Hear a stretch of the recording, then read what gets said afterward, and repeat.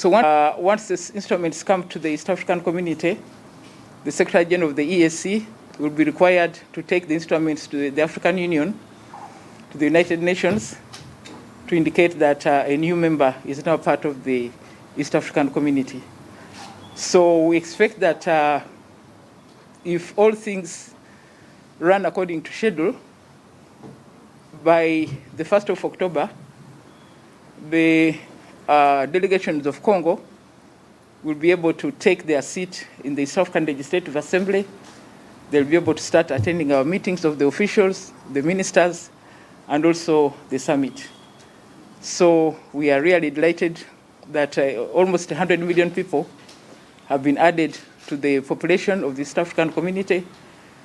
We are delighted that the East African community is now spreading from the Indian Ocean up to the port of Matadi on the Atlantic Ocean.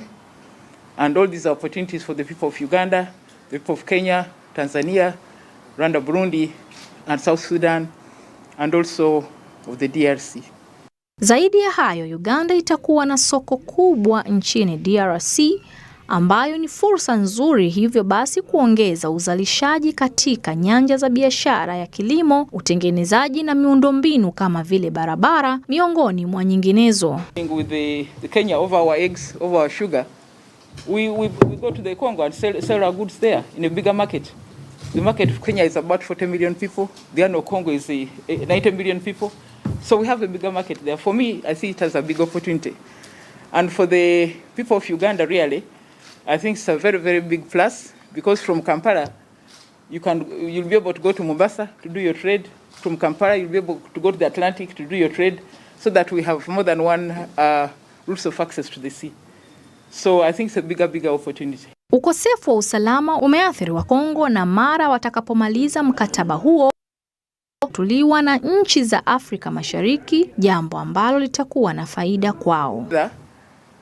We do not have the capacity to simply deploy ourselves into another country.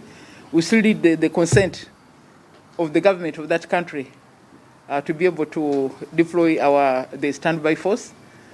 So I think that, as I said, once they join, I think we should now be more officially working together, and they can request for support from the standby force. All of us, all our countries are still sovereign. That's why we are looking at working on a confederation to see how much more we can collaborate. You know, independence and sovereignty are still very important to the people of this area. So it's an area which we need to go patiently and not use force.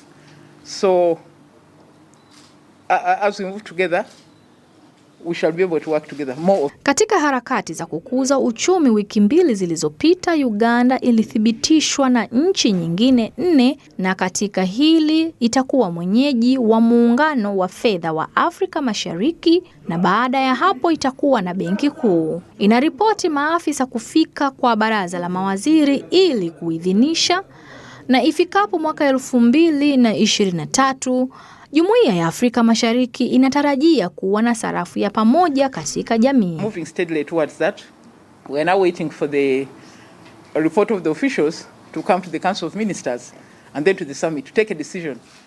Then in 2020, if the East African Monetary Institute is established this year or next year, in 2023 we expect to start the common currency. That's the timeline. Na bado tunaendelea. Benki ya Uganda imezitaka benki za biashara kuendelea kusitisha malipo ya hiari, ambayo ni pamoja na gawio la bonus kwa wanahisa. Agizo hilo ambalo halionyeshi ni lini usitishaji huo utaondolewa, unalenga kuziruhusu benki kuhifadhi mtaji wa kutosha kwa mahitaji ya uendeshaji hadi wakati uchumi utakapokuwa umerejea kikamilifu kutokana na athari za COVID-19. Hannington Waswa, mkurugenzi wa benki ya kibiashara wa benki ya Uganda, alisema benki kuu bado inaanzisha mfumo wa Basel II kwa benki za biashara ambao unazihitaji kushikilia mtaji kwa hatari tofauti ambazo zinashuhudiwa au zinatishia kutokea tena.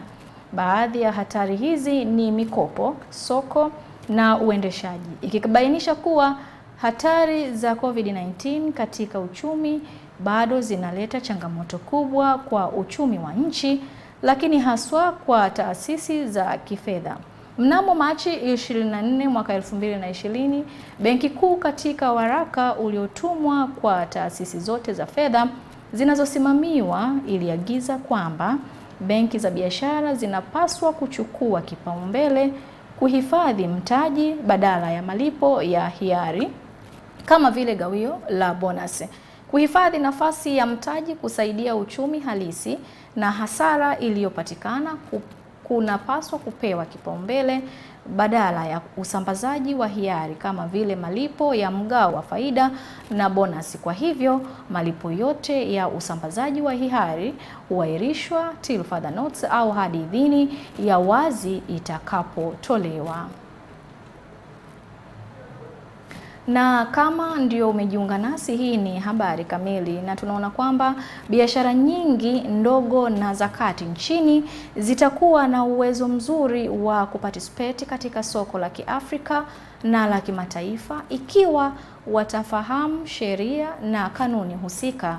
John Walugembe, mkurugenzi mtendaji wa shirikisho la wafanyabiashara wadogo na wakati, alisema kwa sababu kuna chini ya 20% ya wafanyabiashara wadogo na wakati wanaouza nje ya nchi na wanaosafirisha ndani ya eneo huru la biashara la Afrika, yani the African Continental Free Trade Area, wapo chini ya 5%, ambayo anasema ni ndogo sana. Alibainisha hayo hivi karibuni wakati wa hafla ya mradi wa kuteua viongozi wa small and medium enterprises waliopata mafunzo ya kuuza nje katika African Continental Free Trade Area chini ya mpango wa biashara wa small and medium enterprises unaoongozwa na Wizara ya Biashara.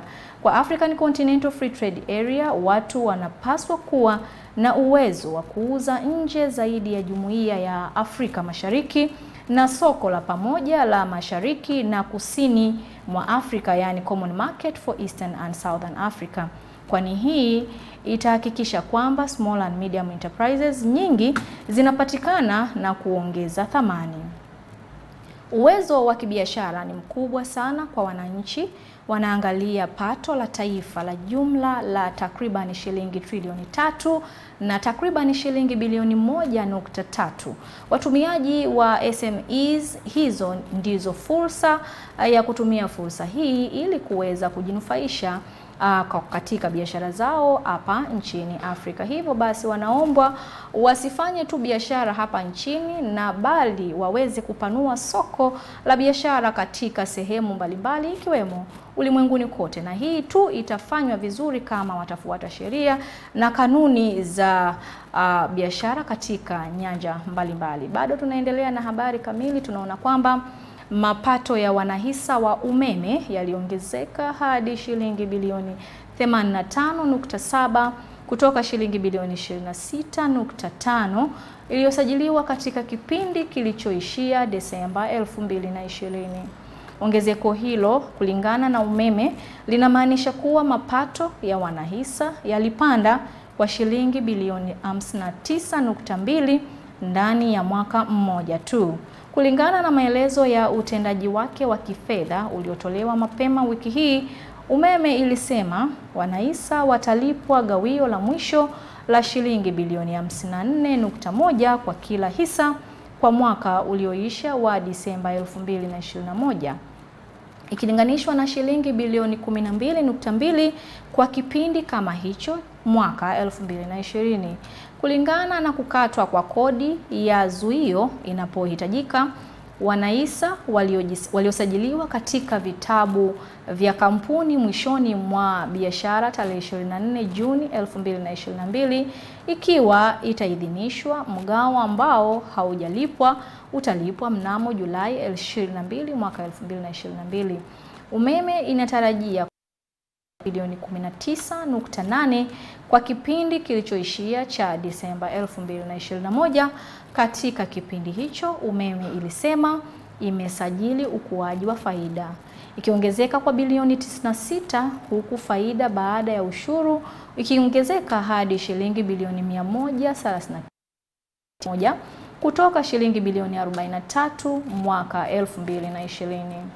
Umeme pia ilibainisha kuwa deni lililokuwa na riba lilipungua hadi shilingi bilioni 336.6 mwaka 2021 kutoka shilingi milioni 517.1 mwaka 2020 kufuatia ulipaji wa deni la shilingi bilioni 170.9 mwaka wa 2020.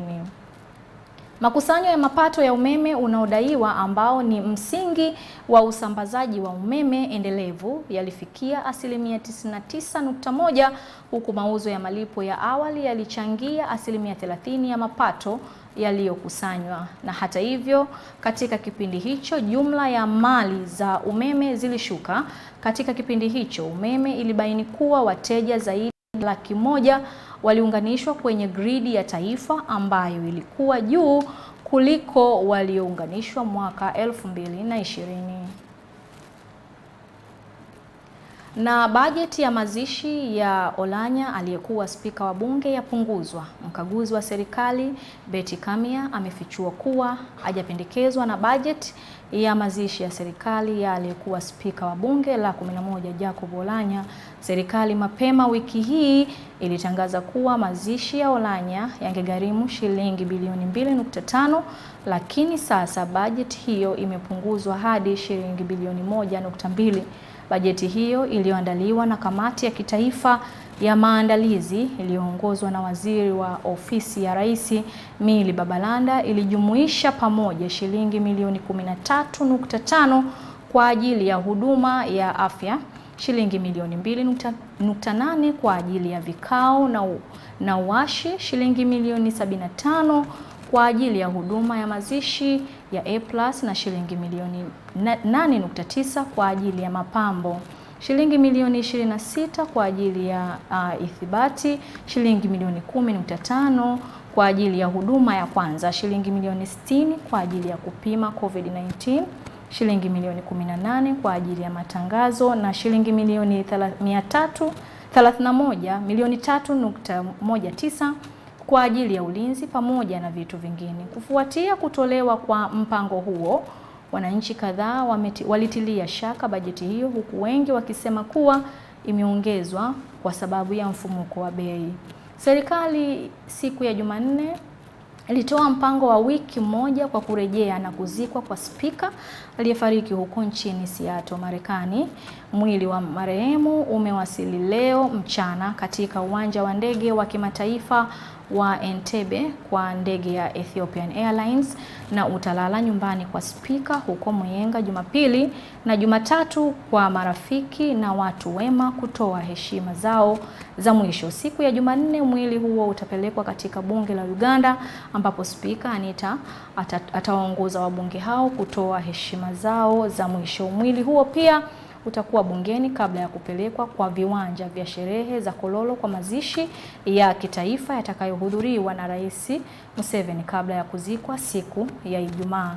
Na Mungu ailaze roho yake mahali pema peponi.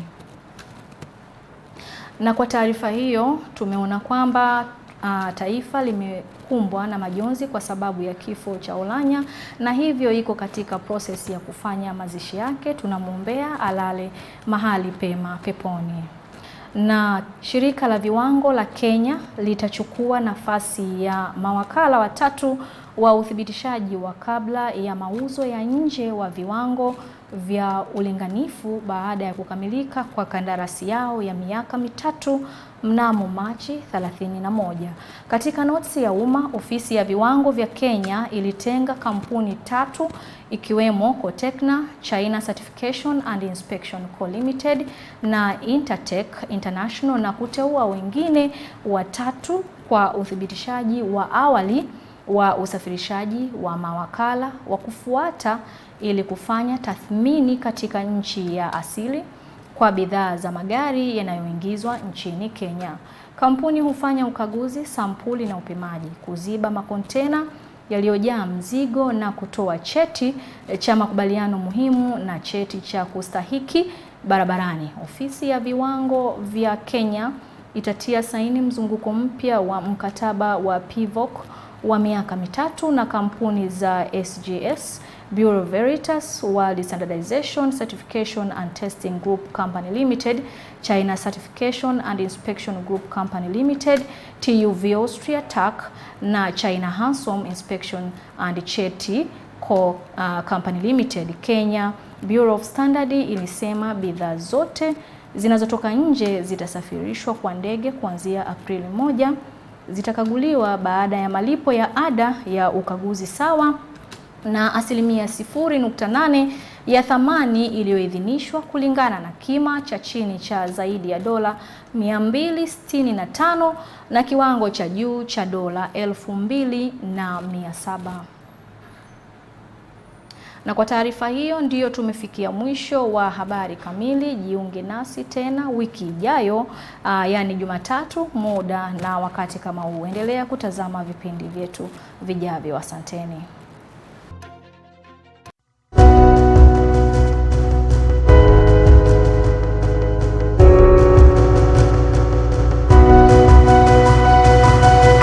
Smart 24, driving business.